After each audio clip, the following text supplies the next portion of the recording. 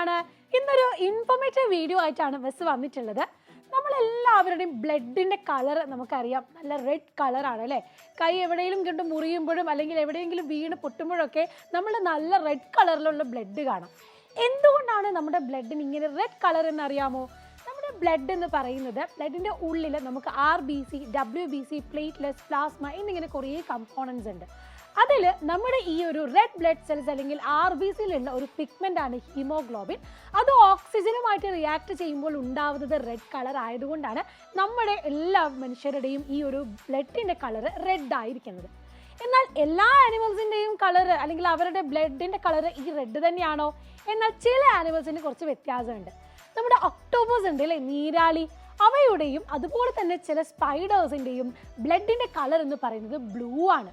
അവിടെയും വ്യത്യാസം എന്ന് പറയുന്നത് ഇത് തന്നെയാണ്. നമ്മുടെ ബ്ലഡിൻ്റെ ഉള്ളിൽ ഹീമോഗ്ലോബിൻ ആണ് എങ്കിൽ അവരുടെ റെഡ് ബ്ലഡ് സെൽസിൽ ഉള്ളത് എന്ന് പറയുന്നത് ഹീമോസയാനിൻ എന്ന പിഗ്മെൻ്റ് ആണ്. അതുകൊണ്ടാണ് അവരുടെ ബ്ലഡിന് ബ്ലൂ കളർ എന്നത്. ഇതുപോലെ തന്നെ കടലിൽ ജീവിക്കുന്ന ചില ഓർഗാനിസംസും അതുപോലെ ലിസാർഡിനൊക്കെ ഒരു ലൈറ്റ് ഗ്രീൻ അല്ലെങ്കിൽ പെയിൽ യെല്ലോ കളറൊക്കെയാണ് അവരുടെ ബ്ലഡും കാണുന്നത്.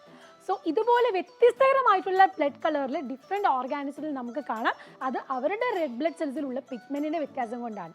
അപ്പോൾ നിങ്ങൾക്കറിയാവുന്ന വ്യത്യസ്തകരമായിട്ടുള്ള ഓർഗാനിസംസ് അതുപോലെ അവർക്കുള്ള ബ്ലഡ് കളർ ഏതാണെന്ന് അറിയാവുന്നവർ താഴെ കമൻറ്റ് ബോക്സിൽ കമൻറ്റ് ചെയ്യൂ. കൂടുതൽ ഇൻഫോർമേറ്റീവ് വീഡിയോസ് ആയിട്ട് മിസ് വീണ്ടും വരാം. ബൈ.